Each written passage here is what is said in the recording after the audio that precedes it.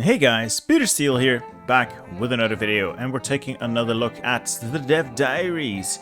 And I really like this one, so let's hop right in. We're back with the Officer Corps. It already had a great deal of promise when we last looked at it, and they are just putting the icing on the cake here. Let's start off at the beginning. We finally now know what those shiny boxes with the emblems are for.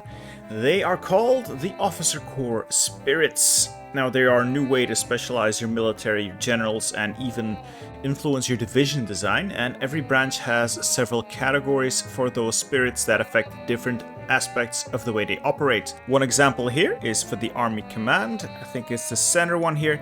They have created the Spirit of the Army Elevated Engineering Corps, and what that does is it makes engineer company units a lot cheaper, which makes me wonder if they are going to be a separate division type. And it also gives your generals a lot more experience towards the trait engineer.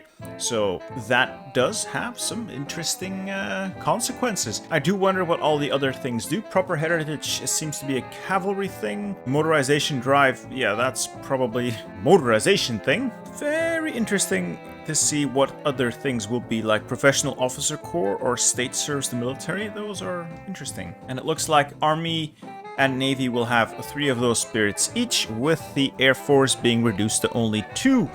But all of this is still placeholder, or rather unfinished, so this may change. They also have a few examples of more direct spirits that directly affect battle or combat, and they allow you to improve certain aspects of your units to best match your chosen strategy. They let you conduct some historical moves that previously were quite hard, such as using your capital ships as surface raiders without screens. For those of you wondering what that means, historically, Germany would send out battle cruisers or heavy cruisers, even battleships, out on their own or in very small groups to do raiding, while the game will punish you for that if you do that now. Without screens, any capital ship is in sitting duck. It's easy pickings. So giving you that option does actually play into the strengths of certain countries. It gives you more options, and more options is always good, provided they can actually get it done right. So if we're looking at the Navy here, night fighting, efficient communications, yeah, there's some good stuff here. Some good stuff here. As well as the Army maneuver warfare, absolutely brilliant, 5% division speed.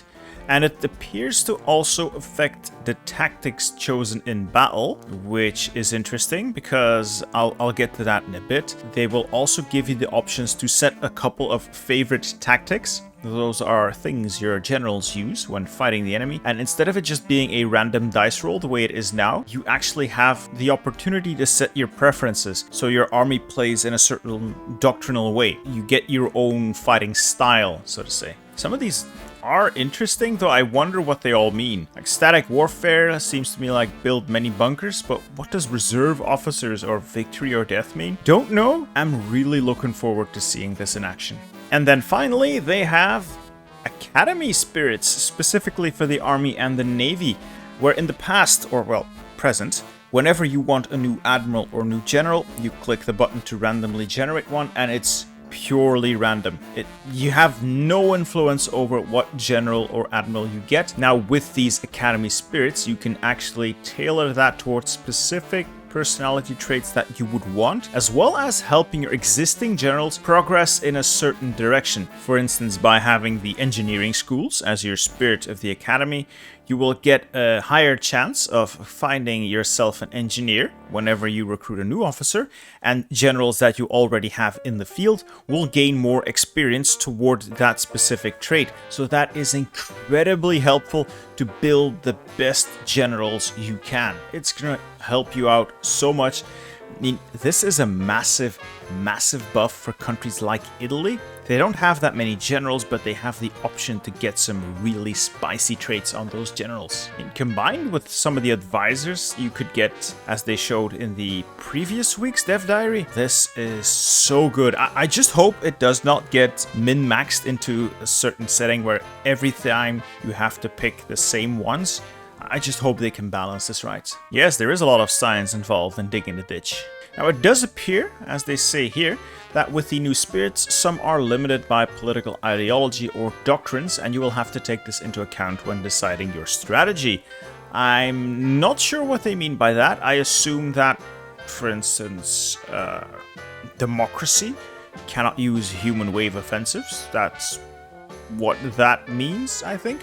But I am not sure. I hope they clarify that a little bit later on. I don't immediately see something here that makes me think, oh yeah, that's pretty obviously locked out for certain ideologies. And then finally, like I said before, you will be able to set a series of preferred tactics. This new feature will give you a tool to influence the likelihood of a specific tactic being used in combat, allowing you to increase the chance of getting the right matchup in a battle or the perfect counter to what the enemy does. Now, it's supposed to simulate the doctrinal emphasis on doing battle in a specific way. So, the way, for instance, current American tactics are, they're very focused on air power and artillery, and this would represent that historical fact. Not only that, but if you know the enemy is using a certain troop setup and has a certain way of doing battle, you can directly counter that using these preferred tactics as well. I'm not entirely sure just how all of this is going to work, but again, they're giving us more options and more control, and that can only be a good thing. We just have to be careful not to turn this into some sort of micro hellscape, but so far I really like what I'm seeing. Now this window here, the one you're seeing on screen now, is going to show you all the tactics you've unlocked from your doctrines, what effects they have on a battle, and if you combine those preferred tactics with special division spirits that we just saw all the way at the start, you will double the effectiveness of the tactic preference. So unifying your strategic direction will help you get the most out of your officer corps. So make the right choices, make choices that make sense, and you will be rewarded for it. This just, man, I love this. I just hope they do this right. So far, the last couple of dev diaries, I have nothing but praise for what they're doing with this game.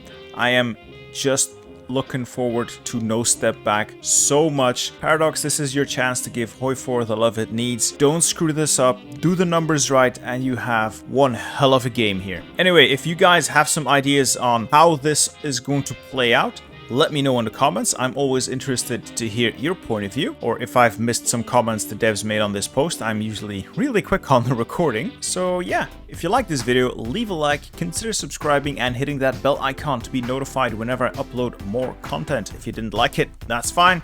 Just tell me in the comments what I did wrong, always looking to learn. And if you want to support the channel and support what I do, consider checking out the YouTube membership. It's that join button down there next to the subscribe button. Click that, it will take you to the membership page. It has all the information you need. Anyway, this has been me, Bitter Steel. I'll see you in the next one. Goodbye.